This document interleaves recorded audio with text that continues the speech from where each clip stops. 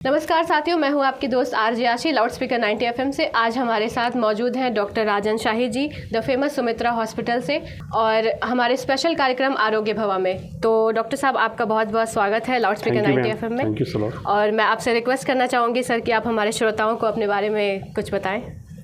Ma'am, मैं doctor Rajan शाही 2000 batch Gorakhpur से BRD medical college से पास आउट हूँ, MBBS किया है। उसके बाद 2009 में मैंने कानपुर मेडिकल कॉलेज से PG की डिग्री ली है। मैम, उसके बाद फिर मैं हिंदू राव हॉस्पिटल दिल्ली में एज ऑर्थोपेडिक डॉक्टर की तरह मैंने काम किया है जी। उसके बाद फिर मैं मैक्स हॉस्पिटल में एज ऑर्थो डॉक्टर की तरह मैंने काम किया। फिर तकरीबन 8 साल मैंने यहाँ डिस्ट्रिक्ट हॉस्पिटल गोरखपुर में एज ऑर्थो सर्जन की भूमिका निभाई है, जिसमें मैंने काफ़ी मतलब सर्जरीज़ और तमाम तरह के पेशेंट को देखा है, उनको स्वस्थ किया है जी। अब इसके बाद मैंने अपना प्राइवेट प्रैक्टिस शुरू किया है मैडम, और वो सुमित्रा हॉस्पिटल दाऊदपुर नर्सिंग होम जी। सुमित्रा हॉस्पिटल दाऊदपुर नर्सिंग होम के बारे में तो आप सब जानते ही होंगे। फेमस दाऊदपुर में सर का फेमस हॉस्पिटल है और 13 साल हो गए सर जनता की सेवा में लगातार लगे हुए हैं। तो सर चलिए शुरू करते हैं। कुछ सवाल जो हमारे श्रोताओं के हैं, जो हमारे हैं, जो हम आपसे जानना चाहते हैं। बिल्कुल। तो सर सबसे पहला जो सबसे महत्वपूर्ण सवाल है वो कुछ इस तरह से है कि बच्चे जब पैदा होते हैं तो कुछ अबनॉर्मल बच्चे होते हैं, तो हड्डी की प्रॉब्लम्स होती हैं। तो ये जैसे छोटे बच्चे बोल नहीं पाते हैं कि किस तरह से वो बोल पाएँ, बता पाएँ कि उन्हें प्रॉब्लम क्या है, क्या चीज़ है। तो हम किस तरह से जान सकते हैं और एक समय सीमा क्या होती है, कब तक इसका इलाज हो सकता है? ये बहुत अच्छा क्वेश्चन पूछा है आपने जी। एक्चुअली में बच्चों में कई तरह की बीमारियां होती हैं जी। जैसे बच्चों मतलब जो मोस्ट कॉमन है इस समय वो है बच्चों के पैरों में टेढ़ापन, पंजों में टेढ़ापन आता है, अबनॉर्मल। हाँ, तो वो सबसे ज़्यादा कॉमन है हमारे इंडिया में। दूसरी तरीके की आती है जो लेग होते हैं, लेग का बोइंग हो जाता है, उसको जेनुवेलगम कहते हैं। इस तरह की ये 2-3 तरह की बीमारियाँ जो मोस्ट कॉमन है, बाकी होती तो कई तरीके की हैं। जो पंजे का टेढ़ापन होता है, अगर हम इसकी इलाज जितना जल्दी शुरू कर देंगे, इवन देन अब तो नया कॉन्सेप्ट ये आ गया है कि जस्ट आफ्टर द बर्थ हम उस पर प्लास्टर से उसको करेक्शन मेथड से उसको प्लास्टर लगा के करेक्ट करने की कोशिश करते हैं जी। मैक्सिमम जो है इसको 1 से 1.5 साल तक प्लास्टर से ट्रीट किया सकता है। अगर उसके बाद भी ट्रीटमेंट नहीं होता है इसका या करेक्शन नहीं होता है तो फिर हम इसमें ऑपरेशन करके इसकी सर्जरी करते हैं। प्रॉपर स्ट्रक्चर होता है बॉडी का, फिर नेचुरल चीज़ें नहीं रह जाती हैं, फिर उसको ऑपरेट करके फिर हमें टेंडन ट्रांसफर और तमाम तरह की चीज़ें करती हैं। ऐसा समय होता है कि डॉक्टर के पास जाने में काफ़ी देर कर देते हैं जी, जो कि इसी से रिलेटेड मेरा सवाल है कि उन्हें पता होता है कि उनके बच्चों में थोड़ी सी दिक्कतें आ रही हैं और बच्चे अबनॉर्मल होते हैं। अगर मान लीजिए 2 साल से ज़्यादा हो गया, 1.5 साल 2 साल से ज़्यादा हो गया, तब उन्हें पता चल रहा है कि हमारा बच्चा प्रॉपर्ली चल नहीं सकता या उसे हड्डी की कोई बीमारी है या कोई चीज़, थोड़ा सा जागरूकता की कमी है। पेशेंट एक्चुअली में शुरू में जब पंजों में टेढ़ापन आता है तो वो सोचता है कि किसी ने कुछ जादू वादू कर दिया है या किसी तरीके का जाता है, तो वो तमाम बाबा लोग और इधर उधर जाते हैं उसको सही कराने के लिए। थोड़ा इस वजह से पेशेंट हमारे पास देर आते हैं। कई सारे बच्चे ऐसे होते हैं 3-4 साल 4 साल 5 साल के बाद आते हैं, तो फिर उनके पास एक ही ऑप्शन बचता है हमारे पास, उसको सर्जरी करके फिर करेक्ट करना। ये प्लास्टर वाला ऑप्शन ख़त्म हो जाता है उसमें। अगला सवाल कुछ इस तरह से है सर कि बच्चों में और बुज़ुर्गों में और जो नौजवान लोग होते हैं, जैसे हमारे तरह के जो लोग हैं, मतलब हड्डियों की समस्या एक तरह से देखा जाए तो बच्चों को भी हो सकती है, बुज़ुर्गों को भी हो सकती है, और अब तो हम लोगों को भी थोड़ी सी होती है। कभी कभी क्या होता है कि ऐसा लगता है कि बिल्कुल कभी क्रैक्स लग गए, मतलब ऐसा लगता है कि कभी हम अचानक से चोट लग गई तो टूट गई हड्डी। तो ये आमतौर पर ज़्यादातर कौन से एज ग्रुप होते हैं जिसमें हो सकती है? इसमें 3 चीज़ें अगर हम ध्यान रखें तो जो आजकल हमारे यूथ हैं मैम, उनको ये प्रॉब्लम कम आएगी जी। थोड़ा सा लाइफस्टाइल चेंज करें, थोड़ा सा डाइट चेंज करें, प्रॉपर स्लीप लें। अगर ये 3 चीज़ अगर हमने प्रॉपर रखी तो अभी इस यंग एज में कोई दिक्कत नहीं आने वाली। और सर इस जैसे ये सिचुएशन जब आती है, जब इलाज का समय आता है, कुछ ऐसे पेशेंट्स भी आपके पास आते होंगे जो काफ़ी सारे सवाल आपके सामने रख देते होंगे कि डॉक्टर साहब ऐसे कैसे हो सकता है, ये कैसे हो सकता है, हमने तो ये नहीं करा।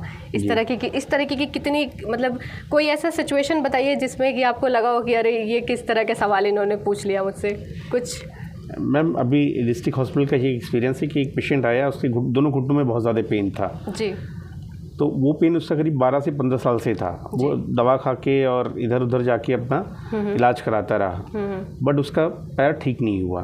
धीरे धीरे उसको फिर कमर में दर्द शुरू हो गया, कूल्हे में दर्द शुरू हो गया, धीरे धीरे उसकी सर्वाइकल जो बोन होती है वो भी धीरे धीरे उसमें नर्व कंप्रेशन होने लगा, तो घुटने से शुरू हुआ और गर्दन तक गया।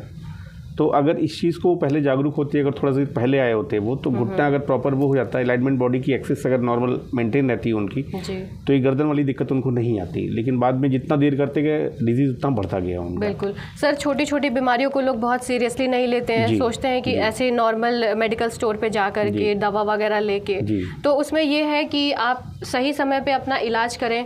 इलाज करने के लिए डॉक्टर के पास जाएं, जो भी बीमारी है उनके स्पेशलिस्ट के पास आप जाएं। बिल्कुल बिल्कुल। तो सर सुमित्रा हॉस्पिटल में गोरखपुर में इस वक्त कौन कौन सी सर्जरी है जो उपलब्ध है, और हमारे जितने भी रोगी हैं, जितने भी लोग हैं जिनको इस तरह की दिक्कत आ रही है, तो वो कितने सर्जरीज उपलब्ध हैं कि वो आराम से आपसे कंसल्ट कर सकते हैं? लगभग हड्डी से संबंधित जितनी भी सर्जरी होती हैं या जितनी भी बीमारियां हैं, लगभग सब कुछ उपलब्ध है मैम वहाँ पे। अच्छा।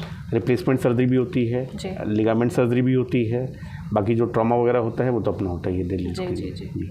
तो जितनी भी लेटेस्ट सर्जरी है सारी हैं मैम। और सर आजकल जैसे रिप्लेसमेंट की काफ़ी चीज़ें हो गई हैं, जैसे हमारे नॉर्मल लाइफ में भी, और ऐसा सुना जाता है कि बॉलीवुड वगैरह में भी कुछ चीज़ें हैं, जैसे कुछ प्रॉब्लम छोटी छोटी सी दिक्कतें होती हैं कि लोग चाहते हैं कि मेरे इस हड्डी का इस तरह से इस तरीके से रिप्लेसमेंट हो जाए, ये चीज़ें हो जाए। वो प्रकृति रूप से होती है, लेकिन वो अपने बॉडी स्ट्रक्चर को एज अ अलग तरीके से मेंटेन करने के लिए कराते हैं। तो सर रिप्लेसमेंट के बारे में क्या चीज़ें हैं आजकल?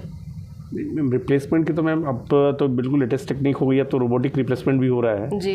तो उससे जो एक्यूरेसी है और जो नेचुरलिटी है वो नियर 100% तो नहीं कहेंगे, पर नियर टू 100% ये मिल जाती है। तो सर उसमें कितने सक्सेसफुल, मतलब कुछ ऐसा कुछ आपकी जानकारी में है कि कितना सक्सेसफुल हो सकता है या कितना नॉन सक्सेसफुल है? मैम जहाँ तक सक्सेस की बात है तो ये कूल्हे का या घुटने का जो प्रत्यारोपण है ये 100% सक्सेसफुल है जी। अगर प्रॉपर तरीके से सावधानी ली जाए, डॉक्टर जो कर रहे हैं उनका सर्जिकल स्किल अच्छा है, तो 100% रिजल्ट है। और सर घुटनों की बीमारी, जैसे घुटने में दर्द और घुटना प्रत्यारोपण का जो इस टाइम पे लेटेस्ट इलाज जो चल रहा है उसके बारे में सर थोड़ा सा बताइए। मैम अब पहले ये था कि पूरा घुटना चेंज करना पड़ता था जी। अब ये है कि आप आधा घुटना चेंज करा के भी अपना काम चला सकते हैं। तो पहले बाई कॉन्डाइलर चेंज होता था, अब यूनिक कॉन्डाइल भी, एक ही कॉन्डाइल सिर्फ घुटने का एक छोटा सा पार्ट चेंज करके हम उसको राहत दे सकते हैं। मतलब जिस पर्टिकुलर पार्ट में जिस प्रॉब्लम है वो वो चेंज करके और हम राहत दे सकते हैं, बहुत छोटे से चीरे में, और बहुत जल्दी वो ऑपरेशन हो जाता है। उसके अलावा सर लाइफ स्टाइल में क्या क्या चीज़ें हमें ऐड करनी चाहिए जिसकी वजह से हमें घुटनों में दर्द ना हो? और मतलब जैसे सुबह से लेकर के शाम तक लोग ऑफिस में रहते हैं, प्रॉपर चेयर पे प्रॉपर बैठे रहना, वर्क करते रहना, तो हड्डियों में काफ़ी दिक्कतें हो जाती हैं, आसपास में पैर में दिक्कतें हो जाएंगी। ऐसे कोई जल्दबाजी में भागता रहता है तो हल्का फुल्का सा होता है ना कि डिसबैलेंस हो जाता है। तो इसमें लाइफ स्टाइल में किस तरीके से चीज़ें करनी चाहिए हमें कि ये सारी दिक्कतें ना आए? मैम एक तो proper sleep, proper life style, और थोड़ा सा फिजिकल एक्सरसाइज। ऑफिस वर्कर के लिए सबसे बड़ा चीज़ ये है कि वो अपने पोस्चर को अगर करेक्ट कर लेते हैं, पोस्चर को अगर करेक्ट कर लें तो फिर बैक पेन वगैरह की जो प्रॉब्लम है या सर्वाइकल की जो प्रॉब्लम है वो अपने आप सॉल्व हो जाती है। जी सर, और एक बहुत ही ज़रूरी आयुष्मान भारत योजना जो चल रहा है, काफ़ी समय से चल रहा है, और उसके तहत लोगों को मतलब जो बहुत सारे लोग हैं जो अपना अमाउंट नहीं पे कर पाते हैं, पैसे जैसे बहुत ज़्यादा लग जाते हैं इलाज में, तो आयुष्मान योजना के तहत सर्जरी में कितनी सारी चीज़ें हम करा सकते हैं, कितने तरीके की सर्जरी? ये आयुष्मान योजना तो आप समझ लीजिए कि मरीजों के लिए एक वरदान साबित हुआ है जी। ठीक है, उसमें ये है कि मैंने तो कुछ पेशेंट्स की ऐसी सर्जरी की है लिटरली जिसके पास मतलब वो सोच नहीं सकता था कि इसका ऑपरेशन हो जाएगा, उसका घुटने का, कूल्हे का सारा प्रत्यारोपण कराया उसने अपना जी। तो ये गवर्नमेंट की बहुत ही अच्छी योजना है और लगभग इससे सारी सर्जरीज औरतों की सब उपलब्ध है। तो चलिए दोस्तों, बहुत ज़्यादा समय ना लेते हुए हम आज्ञा चाहेंगे आपसे, अब वक्त हो चला है हमारे जाने का। और भी बहुत सारे ऐसे स्पेशल एपिसोड के साथ आपसे दोबारा से मुलाकात होगी आपके पसंदीदा शो आरोग्य भवा में।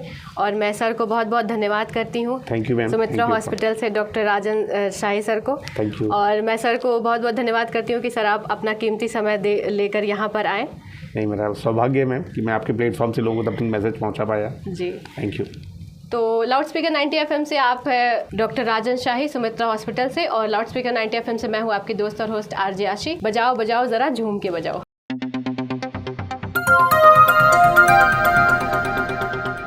बजाओ जरा झूम के बजाओ, बजाओ बजाओ जरा झूम के बजाओ।